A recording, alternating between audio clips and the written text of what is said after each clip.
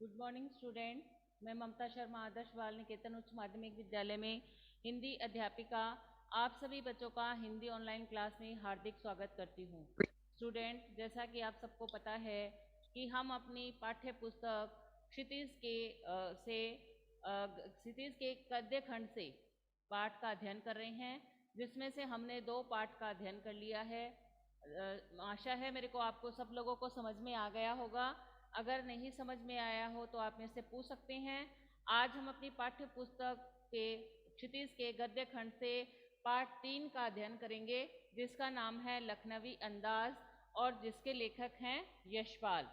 यशपाल जी का हम जो यशपाल जी का जो जीवन परिचय है उसका पहले अध्ययन कर लेते हैं। उसके बाद में हम लखनवी अंदाज है उस पाठ को पढ़ेंगे। आवाज सुनाई दे रही है ना बेटा मेरी आप लोगों को? Yes ma'am. चलिए शुरू करते हैं। साथ में सब पेंसिल निकाल लीजिए सभी बच्चे। यशपाल यशपाल का जन्म सन 1903 में पंजाब के फिरोजपुर छावनी में हुआ। प्रारंभिक शिक्षा कांगड़ा में ग्रहण करने के बाद लाहौर के नेशनल कॉलेज से उन्होंने बीए किया। वहां उनका परिचय भगत सिंह और सुखदेव से हुआ। स्वाधीनता संग्राम की क्रांतिकारी धारा से जुड़ाव के कारण वे जेल भी गए। उनकी मृत्यु सन 1976 में हुई। आप जैसा कि जानते हैं, हमारे इसमें से जो प्रश्न बने हैं वो आप लोगों को भी अंदाज़ा हो गया होगा कि हमारे कौन से प्रश्न बने हैं। हमारा प्रश्न बना पहला, यशपाल का जन्म और कहाँ और कब हुआ था, या अंडरलाइन करेंगे हम इसको। यशपाल का जन्म सन 1903 में पंजाब के फिरोजपुर छावनी में हुआ। 1 नंबर का प्रश्न बनेगा तब भी अपना ये आंसर हो जाएगा। अगर जीवन परिचय पूछा जाता है तब भी हमारे ये काम आएगा। और इनकी प्रारंभिक शिक्षा कांगड़ा में ग्रहण करने के बाद लाहौर के नेशनल कॉलेज से उन्होंने बीए किया था। उन्होंने प्रारंभिक शिक्षा कहाँ से ग्रहण करी थी? कांगड़ा में। और फिर उसके बाद में उन्होंने आगे की जो शिक्षा है, कॉलेज की शिक्षा, वो कहाँ से की थी? तो बाद में वह लाहौर के नेशनल कॉलेज से उन्होंने बीए किया था। प्रारंभिक शिक्षा, हमारा प्रश्न बना कि उन्होंने अगर प्रारंभिक शिक्षा के बारे में पूछा जाए कि जो यशपाल है उन्होंने अपनी प्रारंभिक शिक्षा कहाँ से ग्रहण करी थी, तो प्रारंभिक शिक्षा उन्होंने कांगड़ा में ग्रहण करी थी। और फिर कॉलेज की शिक्षा उन्होंने कहाँ से प्राप्त की? तो बाद में वे लाहौर के नेशनल कॉलेज से उन्होंने क्या किया था? बीए किया था। ठीक है। फिर वहाँ उनका परिचय भगत सिंह और सुखदेव से हुआ था। वहाँ पर उनका जो लाहौर के नेशनल कॉलेज से जब उन्होंने बीए किया तो उनका जो परिचय है वो भगत सिंह और सुखदेव से हुआ था। भगत सिंह और सुखदेव को आप जानते हैं, जिन्होंने अपने देश को स्वाधीन कराने में अपने प्राणों का उत्सर्ग कर दिया था। उनको फांसी दी गई थी कि ब्रिटिश सरकार के विरुद्ध उन्होंने कार्रवाई करी थी, इसलिए उनको फांसी के फंदे पर चढ़ा दिया गया था। आप जानते हैं। तो वहाँ जब ये पढ़ रहे थे, जब बीए किया उन्होंने लाहौर से नेशनल कॉलेज से उन्हें बीए किया, तो वहाँ का उनका परिचय किनसे हुआ? भगत सिंह और सुखदेव से हुआ। स्वाधीनता संग्राम की क्रांतिकारी धारा से जुड़ाव के कारण वे जेल भी गए। उनकी मृत्यु सन 1976 हुई। स्वाधीनता संग्राम की क्रांतिकारी धारा से जुड़े हुए, वो किससे जुड़े हुए थे? क्रांतिकारी धारा से जुड़े हुए थे। इसके कारण वे जेल भी गए थे और इनकी मृत्यु सन 1976 में हुई थी। प्रश्न अपना बनता है कि यशपाल की मृत्यु कब हुई? यशपाल जी की मृत्यु 1976 में हुई थी। और वो किस धारा के व्यक्ति थे? वो क्रांतिकारी धारा के व्यक्ति थे। इसको भी अंडरलाइन करेंगे। स्वाधीनता संग्राम की क्रांतिकारी धारा से जुड़ाव के कारण वे जेल भी गए। तो जेल भी गए, वो ये भी आ सकता है कि किस कारण यशपाल जी है वो जेल गए थे। तो हम ये भी लिख सकते हैं कि स्वाधीनता संग्राम की क्रांतिकारी धारा से जुड़ाव के कारण वो जेल गए थे। और अपना ये भी प्रश्न बन सकता है कि वो किस विचारधारा से जुड़े हुए थे, तो वे क्रांतिकारी विचारधारा से जुड़े हुए थे। आगे पढ़ते हैं। यशपाल की रचनाओं में आम आदमी के सरोकारों की उपस्थिति है। वे यथार्थवादी शैली के विशिष्ट रचनाकार हैं। सामाजिक विषमता, राजनीतिक पाखंड और रूढ़ियों के खिलाफ उनकी रचनाएं मुखर हैं। उनकी कहानी संग्रह में ज्ञानदान, तर्क का तूफान, पिंजरे की उड़ान व दुलिया, फूलों का कुर्ता उल्लेखनीय है। उनका झूठा सच उपन्यास भारत विभाजन की त्रासदी का मार्मिक दस्तावेज है। अमिता, दिव्या, पार्टी, कामरेड, दादा कामरेड, मेरी तेरी उसकी बात उनके अन्य प्रमुख उपन्यास हैं। भाषा की स्वाभाविकता और सजीवता उनकी रचनागत विशेषता है। अब हमारा जो दूसरा पैराग्राफ हमने पढ़ा है, इसमें हम ये भी प्रश्न बनता है कि यशपाल की रचनाओं में किसके सरोकारों की बात कही गई है। तो यशपाल की रचनाओं में आम आदमी के सरोकारों की बात कही गई है। इसको अंडरलाइन करेंगे हम लोग। यशपाल की रचनाओं में आम आदमी के सरोकारों की उपस्थिति है या उनकी सरोकारों की बात कही गई है। और वे किस शैली के विशिष्ट रचनाकार हैं? वे यथार्थवादी शैली के, कि जो यथार्थ में है उस शैली के विशिष्ट रचनाकार है। फिर उनकी जो सामाजिक विषमता, राजनीतिक पाखंड, मैम यथार्थवादी शैली कौन सी होती है?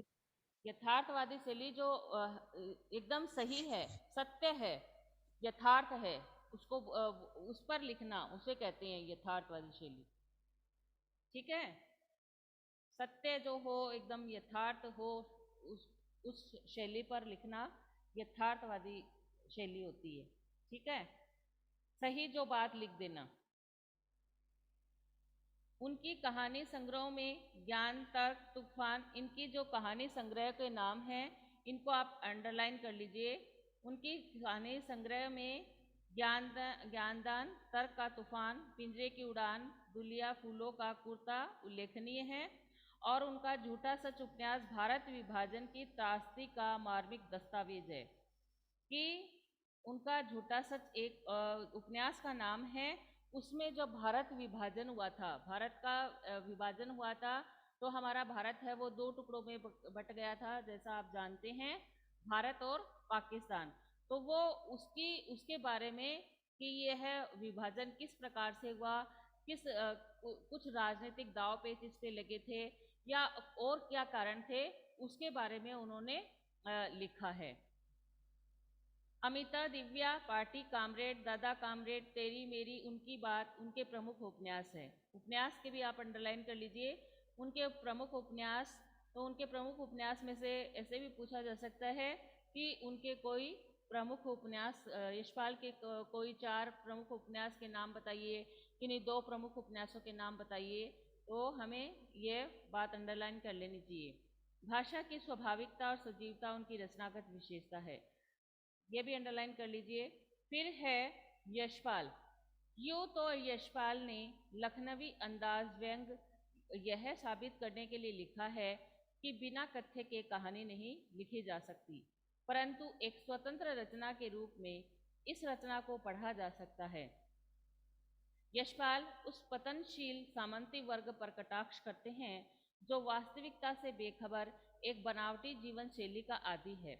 कहना न होगा कि आज के समय में भी ऐसी परजीवी संस्कृति को देखा जा सकता है। इसमें बता रहे हैं कि ये जो यशपाल जी हैं, उन्होंने जो लिखा है लखनवी अंदाज। लखनवी अंदाज में क्या है कि लखनऊ के जो नवाब होते हैं, उनके वो क्या है, उनकी नवाबी है वो अब छीन ली गई है, लेकिन वो अभी भी लोगों को यह दिखाने का प्रयास करते हैं कि वास्तव में वो नवाब है, शानो शौकत से रहते हैं। वो जो सेकंड क्लास के डिब्बे में हैं वो सफ़र नहीं करते, क्योंकि वो बहुत पैसे वाले होते हैं और छोटी मोटी जो चीज़ें खाने लायक होती है वो खाते नहीं हैं, केवल सूंघ कर ही उनका पेट भर जाता है। इस तरीके से उन्होंने इसमें बताने का प्रयास किया है। तो वो कह रहे हैं कि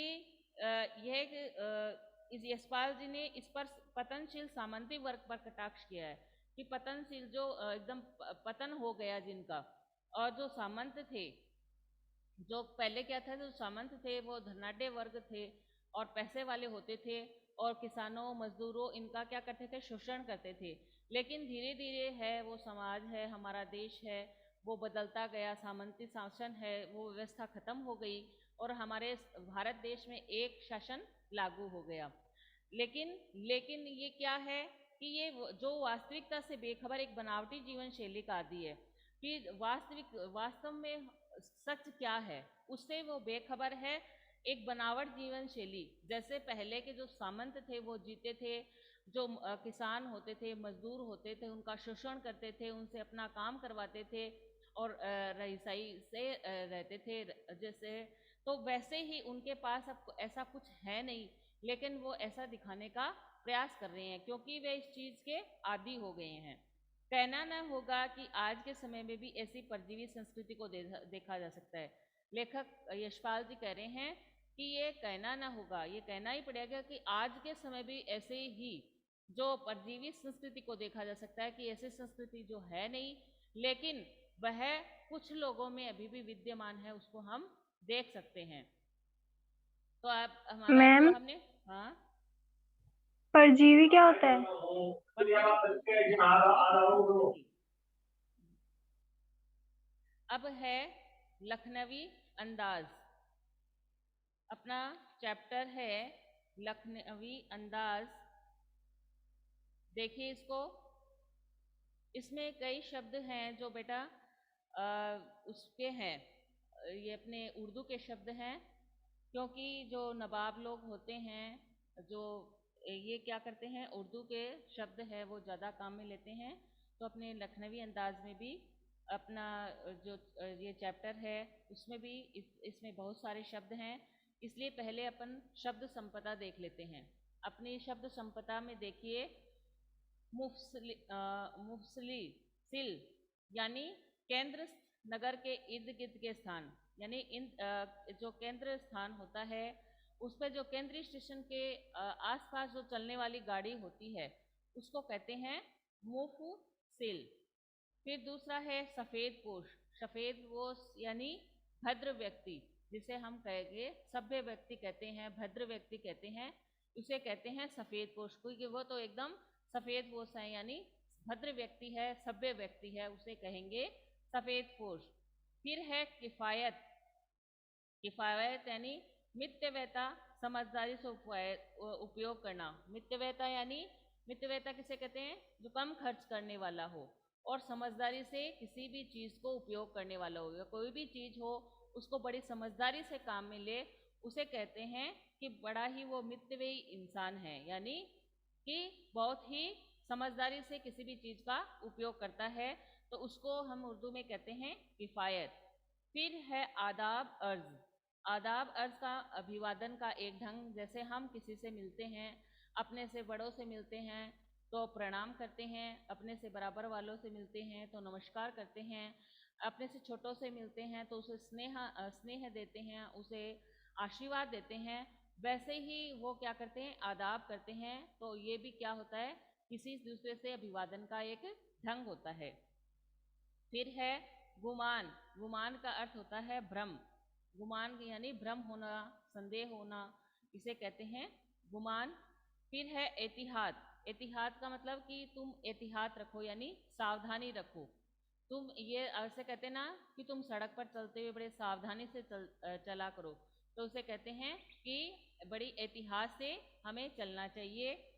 फिर है बुरुक देना। बुरुक देने का अर्थ होता है छिड़क देना। हम किसी भी चीज़ पर, कोई भी मान लो आप फ्रूट्स खा रहे हैं, उस पर आप काली मिर्च बुरक देते हैं, यानी छिड़क देते हैं ताकि वो गैस नहीं करे। काला नमक लगा देते हैं, काली मिर्च लगा देते हैं गैस्ट्रिक के लिए, कि ताकि वो आपको गैस नहीं करे। तो वैसे ही क्या है, वो लखनवी अंदाज में हम जो चैप्टर पढ़ेंगे उसमें जो नवाब होते हैं वो खीरे पर उस नमक, काली नमक को और काली जो मिर्च को बुरक देते हैं, यानी छिड़क देते हैं। फिर है सफूरण। सफूरण का अर्थ है फड़कना या हिलना। सफूरण का मतलब है कोई भी चीज़ है वो फड़कती है या हिलती है, उसे कहते हैं सफूरण। फिर है पलावित। पलावित यानी कहीं पर भी ऐसे कहते हैं वहाँ पर पानी प्लावित था, यानी पानी भर, कहाँ पर पानी भर जाता है उसे कहते हैं प्लावित हो। जल प्रलय में हमने इस 9th में पढ़ा था, इस जल प्रलय में। तो उस जल प्रलय में क्या हो गया था, वहां पर पानी है वो प्लावित हो गया था, यानी पानी है वो भर गया था। फिर है पनियाती। पनियाती यानी रसीली, किसी कोई भी चीज जैसे कि आम बड़ा रसीला है, तो ऐसे ही उसको क्या कहेंगे, पनियाती, कि ये बहुत ही पनियाती है यानी रसीले है। जैसे जो इसमें लखनवी अंदाज में बता रहे हैं कि वो जब खाते हैं कोई भी चीज तो वो कहते हैं बड़ी ही पनियाती है, यानी बड़ी ही रसीली है। इसमें लखनवी अंदाज में वो खीरे खाते हैं, खीरा है वो भी बड़ी रसीला होता है, तो वो कहते हैं ये जो है खीरे ये बड़ी ही पनियाती हैं। फिर है मैदा यानी अमाशय। अमाशय जिसे आप साइंस में पढ़ते हो उसे कहते हैं अमाशय। तस्लीम, तस्लीम यानी सम्मान में, तस्लीम करना यानी किसी के सम्मान में झुक जाना, इसे कहते हैं ना तस्लीम करे कि किसी के सम्मान में झुकना। फिर है सिर खम करना। सिर खम करना यानी सिर झुकाना, हम सिर खम करना कि हम किसी के आगे सिर खम कर रहे हैं यानी सिर झुका रहे हैं। फिर है तहजीब। तहजीब का मतलब होता है शिष्टता, ऐसे कहते हैं कि ये अपनी अपनी तहजीब है, यानी ये अपनी अपनी शिष्टता है कि किस व्यक्ति के सामने कैसा हमें व्यवहार करना है, किस तरीके से हमें रहना है, ये हमें आ रही अपनी अपनी तहजीब है, अपनी अपनी शिष्टता है। फिर है नफासत। नफासत का मतलब होता है स्वच्छता। नफासत का मतलब है स्वच्छता, कि किस प्रकार से जब वो लखनवी अंदाज हम जो चैप्टर पढ़ेंगे उसमें बता रहे हैं कि जो नवाब साहब थे वो खीरे को बड़ी ही नफासत और नज़ाकत से सजाते हैं। नफासत यानी बड़ी स्वच्छता से, नज़ाकत यानी बड़ी ही नाजुक तरीके से, कोमल तरीके से, नज़ाकत है फिर यानी कोमलता। फिर है नफीस। नफीस का मतलब है बढ़िया। एब्स्ट्रैक्ट यानी सूक्ष्म, जिसका भौतिक अस्तित्व न हो, अमूर्त। एब्स्ट्रैक्ट यानी सूक्ष्म, बहुत ही सूक्ष्म, और जिसका अस्तित्व न हो, जो अमूर्त हो। शकील यानी आसानी से न पचने वाला। शकील ऐसे कहते हैं कि ये बड़ा ही शकील है, यानी ये आसानी से पचने वाला नहीं है। तो आप लोग जब भी इस चैप्टर को पढ़ो तो जो शब्द संपदा आपकी दी गई है उसमें से जो शब्दार्थ हैं, जहाँ पर जो मीनिंग आ रहा है, जैसे मैं आपको 9th में लिखाती थी, 8th में लिखाती, उसके ऊपर शब्द के ऊपर आप लिख लोगे अर्थ को, तो फिर आपको चैप्टर समझने में दिक्कत नहीं आएगी। अब हम अपना शुरू करते हैं लखनवी अंदाज, जो एक व्यंग रचना है। इसमें क्या है कि वास्तविकता की उपेक्षा कर एक बनावटी जीवन शैली को अपनाने वाली सामंती वर्ग पर कटाक्ष किया गया है, कि जो है कि अपने जो वास्तविक जीवन है उसको प्रदर्शित नहीं करना चाहते, बल्कि वो एक बनावटी जीवन शैली जीना चाहते हैं जो वास्तव में उनके पास नहीं है, और वो ये दिखाना चाहते हैं कि हम वो लखनऊ के रईस हैं, नवाब हैं। तो वो उन पर ये कटाक्ष किया गया है, सामंती वर्ग पर कटाक्ष किया गया है कि सामंत वर्ग थे या जो नवाब है वो लोग क्या है, अपने जो जीवन की वास्तविकता की उपेक्षा कर बनावटी जीवन शैली जीने के आदी हैं। तो पढ़ते हैं लखनवी अंदाज। मुफसिल की पैसेंजर ट्रेन चल पड़ने की उतावली में पुकार रही थी, कि जो केंद्रीय स्टेशन के जो आसपास चलने वाली गाड़ी है वो पैसेंजर ट्रेन। पैसेंजर का मतलब जानते हैं आप लोग, पैसेंजर का मतलब क्या होता है, यात्री, जो इसमें यात्रा करने वाले, वो है चल पड़ने की उतावली में पुकार मार रही थी। पुकार मार रही थी यानी भाप छोड़ रही थी वो। कौन, जो स्टेशन पर, जो केंद्रीय स्टेशन के आसपास चलने वाली गाड़ी थी वो चलने के लिए उतावली हो रही थी, यानी वो भाप छोड़ रही थी। आराम से सेकंड क्लास में जाने के लिए दाम अधिक लगते हैं, दूर तो जाना नहीं था, भीड़ से बचकर एकांत में नई कहानी के संबंध में सोच सकने और खिड़की से प्राकृतिक दृश्य देख सकने के लिए टिकट सेकंड क्लास का ही ले लिया। आराम से सेकंड क्लास में जाने के लिए दाम अधिक लगते हैं, वो लेखक बता रहे हैं इसमें। अब कि लेखक ने सेकंड क्लास का टिकट क्यों लिया, लेखक ने, यशपाल ने सेकंड क्लास का ही टिकट क्यों लिया? उन्होंने सेकेंड क्लास का टिकट इसलिए लिया कि दूर तो उनको जाना नहीं था, कि भीड़ से बचकर एकांत में नई कहानी के संबंध में सोच सकने और खिड़की से प्राकृतिक दृश्य देख सकने के लिए टिकट सेकेंड क्लास का ही लिया। लेखक ने सेकेंड क्लास का क्यों लिया टिकट? क्योंकि एक तो वो भीड़ से बचना चाहते थे, क्योंकि जनरल डिब्बे में अगर वो बैठते तो वो क्या थे, एक लेखक थे, और लेखक होता है वो कहीं पर भी ऐसे बैठ नहीं सकता। वो कोई भी प्राकृतिक दृश्य देखेगा या अकेला बैठेगा तो उसके मन में क्या है, एक नई कहानी है वो की फिल्म चलती रहेगी। तो उसके लिए उसको क्या चाहिए कि कोई पात्र चाहिएगा, कोई किसी जगह चाहिएगी। कोई भी हम कहानी की रचना करते हैं तो उसके लिए हमें कोई पात्र चाहिए, कथानक चाहिए। तो वो कह रहे हैं कि लेखक ने इसलिए सेकेंड क्लास का डिब्बे रेलवे गाड़ी का डिब्बा लिया, क्योंकि एक तो वो भीड़ से बचना चाहते थे, दूसरे वो एकांत में अपनी नई कहानी के संबंध में कुछ सोच सकते थे। क्योंकि अगर भीड़ भाड़ हो, वहाँ पर शोरगुल हो रहा हो, तो लेखक है वो अपनी नई रचना नहीं कर सकता, क्योंकि उसके लिए उसे क्या चाहिए, सोचने का टाइम चाहिए। तो वो कह रहे हैं कि भीड़ से बचकर एकांत में नई कहानी के संबंध में सोच सकने। और तीसरा कारण बताया, खिड़की से प्राकृतिक दृश्य देखने के लिए टिकट सेकेंड क्लास का ही लिया, कि खिड़की से है जो प्राकृतिक दृश्य हैं, जो प्राकृतिक नज़ारे हैं, उनको देखने के लिए लेखक ने सेकेंड क्लास का टिकट लिया। अपना हमने एक छोटा सा पैराग्राफ बना, उसमें से अपना प्रश्न बन गया, लेखक ने सेकेंड क्लास का टिकट क्यों लिया? लेखक ने सेकेंड क्लास का टिकट इसलिए लिया क्योंकि वो भीड़ से बचना चाहते थे, एकांत में रहकर अपनी नई कहानी के संबंध में कुछ सोचना चाहते थे, और तीसरा वह खिड़की के पास से प्राकृतिक दृश्यों का आनंद उठाना चाहते थे, इसलिए लेखक ने सेकेंड क्लास का टिकट लिया। आगे पढ़ते हैं, अंडरलाइन कर लिया ना आप लोगों ने इसको? यहाँ से भीड़ से बच से लेके सेकेंड क्लास का टिकट ले लिया, यहाँ तक अंडरलाइन कर लेंगे। आगे पढ़ते हैं, गाड़ी छूट रही थी। सेकेंड क्लास के एक छोटे डिब्बे को खाली समझकर जरा दौड़कर उसमें चढ़ गई। गाड़ी छूट रही थी यानी गाड़ी है उसके चलने का समय हो गया था। तो लेखक ने क्या किया, सेकेंड क्लास के एक छोटे डिब्बे को खाली समझकर, कि एक सेकेंड क्लास का एक छोटा डिब्बा था, लेखक ने सोचा ये खाली होगा, तो उसमें जरा दौड़कर उसमें वो चढ़ गई कि ये खाली कोई सेकेंड क्लास का एक छोटा डिब्बा है और खाली होगा तो उसमें अपनी नई कहानी है, मैं उसमें लिख लूँगा, इसलिए वो उसमें जल्दी से चढ़ गई। अनुमान के प्रतिकूल डिब्बा निर्जन नहीं था। अनुमान के प्रतिकूल, प्रतिकूल यानी विरुद्ध होना, कि उन्होंने जो अनुमान लगा रखा था कि मेरे अनुकूल यानी तो अपने अनुकूल हो कोई भी चीज़, और प्रतिकूल यानी विरुद्ध। तो उन्होंने ऐसे अनुमान किया था कि वो डिब्बा निर्जन होगा। निर्जन यानी खाली होगा, उसमें कोई भी नहीं होगा। तो उनके इस भावना के विरुद्ध उन्हें डिब्बा है वो खाली नहीं मिला। एक बर्थ पर लखनऊ की नवाबी नस्ल के एक सफ़ेद पोश सज्जन बहुत सुविधा से पालथी मारे बैठे थे।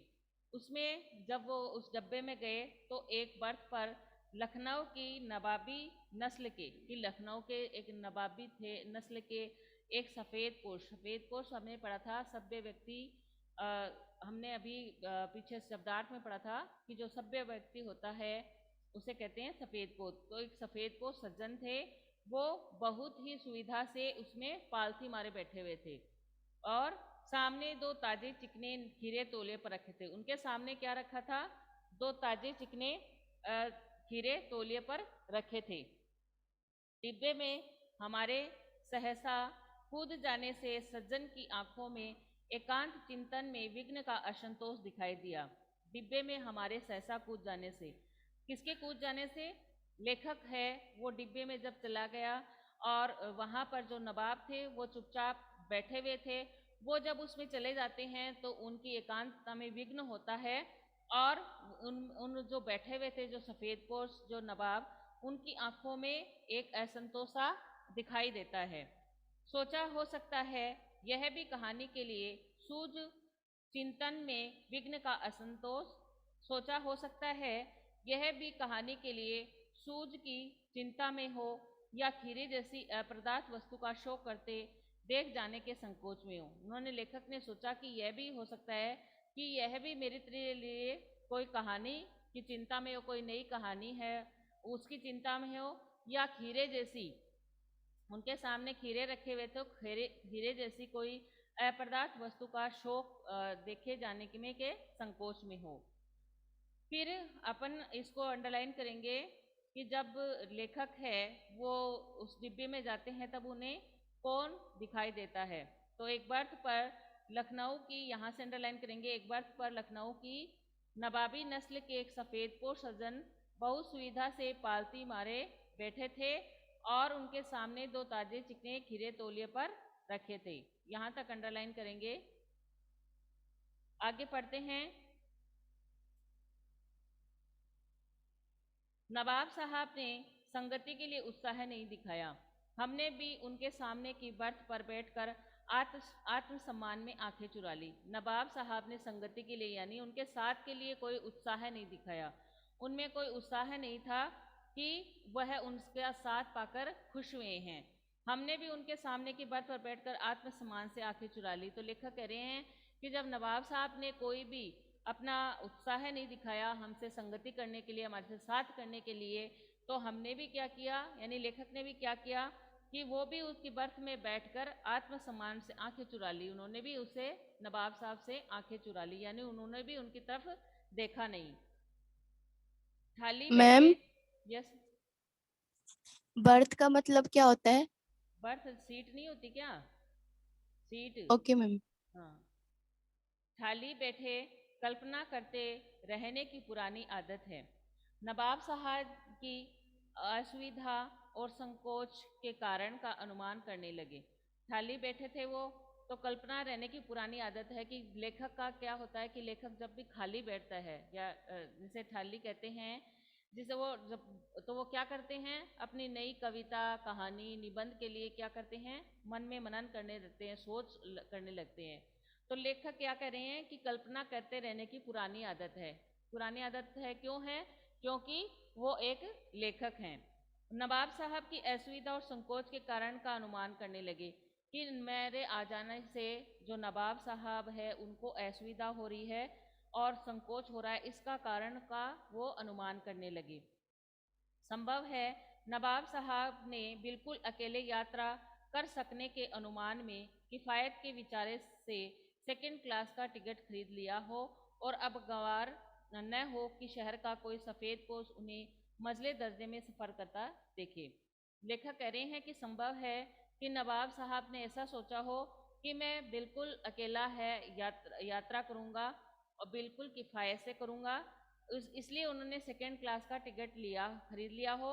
लेकिन अब उन्हें गवार न था कि शहर का कोई सफ़ेद उन्हें मंजिले दर्जे में सफ़र करता देखे, कि शहर का कोई सफ़ेद पोश यानी कोई भी सभ्य व्यक्ति है, कोई भी शिष्ट व्यक्ति है, वो उन्हें मंजिले दर्जे में यानी सेकेंड क्लास का टिकट लिया था ना, इसलिए उन्होंने, और वो नवाब थे, नवाब होते थे वो पहले क्या थे, रईस होते थे, बहुत पैसे वाले होते थे, तो वो सेकंड क्लास के में सफ़र नहीं करते थे। और वो नवाब साहब थे, वो क्या थे, सेकंड क्लास के डिब्बे में सफ़र करे थे, तो उन्हें असहज महसूस हुआ कि कोई उन्होंने देख लिया कि वो सेकंड क्लास के डिब्बे में सफ़र कर रहे हैं। अकेले सफ़र का वक्त काटने के लिए ही खीरे खरीदे होंगे। तो लेखक सोचते हैं कि ये अकेले थे और अकेला उनसे सफ़र करता नहीं, इसीलिए उन्होंने खीरे खरीदे होंगे। उन्होंने, नवाब साहब ने अपने पास में क्या रख रखे थे, खीरे रख रखे थे, हमने पढ़ा। तो लेखक सोच रहे हैं कि इसलिए उन्होंने खीरे लिए थे कि एकांत में है, उनका टाइम पास नहीं होगा, तो वो इनको खाकर है वो अपना टाइम पास कर लेंगे। और अब किसी सफ़ेदपोश के सामने खीरे कैसे खाए, और अब किसी सफ़ेदपोश के यानी किसी सभ्य व्यक्ति के सामने वो खीरे कैसे खाए, क्योंकि ऐसा माना जाता था कि जो नवाब होते थे वो जो खीरे जैसी चीज़ों को नहीं खाते थे, तो वो ये दिखाना चाहते थे कि अब कोई दूसरा व्यक्ति आ गया, मैं इनके सामने खीरे कैसे खाऊं। हम कनखियों से नवाब साहब की ओर देख रहे थे। नवाब साहब कुछ देर गाड़ी की खिड़की से बाहर देखकर स्थिति पर गौर करते रहे। हम कनखियों से यानी वो अपनी तिरछी नज़रों से नवाब साहब को है वो बार बार देख रहे थे। नवाब साहब थे वो कुछ देर गाड़ी की खिड़की से बाहर देखकर स्थिति पर गौर करते रहे। नवाब साहब ने भी क्या किया, जब लेखक वहां पहुंच गए तो वो भी चुपचाप गाड़ी में बैठे रहे और खिड़की से बाहर देखने लगे और स्थिति पर गौर करते रहे। ओहो, नवाब साहब ने सहसा हमें संबोधन किया। आदाब अर्ज, जनाब खीरे का शौक फरमाएंगे। जब उन्होंने देखा नवाब साहब ने कि जो वो लेखक हैं उनकी तरफ देख रहे हैं, तब उनको भी थोड़ा संकोच हुआ और उन्होंने नवाब साहब को सहसा संबोधन किया, यानी उनको कहा आदाब अर्ज। उन्होंने उनसे आदाब किया यानी अभिवादन किया। जैसे मैंने बताया आपको कि हम किसी से भी मिलते हैं तो नमस्कार करते हैं, वैसे ही ये भी एक सभ्यता की एक निशानी है। जब उन्होंने देखा कि लेखक मेरी तरफ देख रहे हैं तो उन्होंने संबोधन किया और उन्हें आदाब अर्ज किया। जनाब खीरे का शौक फरमाएंगे कि आप, जनाब उनसे लेखक से कहा कि आप खीरे का शौक फरमाएंगे यानी खीरे खाएंगे। नवाब साहब का सहसा भाव परिवर्तन अच्छा नहीं लगा कि नवाब साहब का जो भाव परिवर्तन हुआ था वो उन्हें अच्छा नहीं लगा था, क्योंकि जब लेखक डिब्बे में आए थे तब तो नवाब ने उनकी तरफ देखा ही नहीं था, और जब वो खिड़की से बाहर देख रहे थे उन्होंने देखा कि वो मेरी लेखक हैं, वो मेरी तरफ देख रहे हैं, तो उनका ये जो उनके प्रति उनका जो भाव परिवर्तन हुआ था वो है उन्हें अच्छा नहीं लगा था।